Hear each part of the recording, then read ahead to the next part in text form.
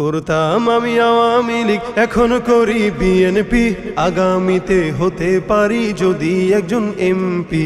করতাম আমি আওয়ামী লীগ, এখন করি বিএনপি, আগামীতে হতে পারি যদি একজন এমপি, আগামীতে হতে পারি যদি একজন এমপি।